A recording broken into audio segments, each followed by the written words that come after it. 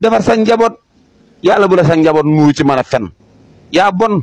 gars yi nuyoo waat siyaarawaat mag duulati na de barke Serigne Touba mag duulati na seyir Sénégal gii mag ñoo xam ne fen rek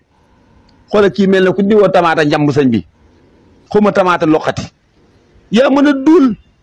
tas nga sëy bu ne ci àddina diggante bu ne tas nga ko xam naa ne diggante yàlla ak Jibril sax boo ko mënoon a yàq ko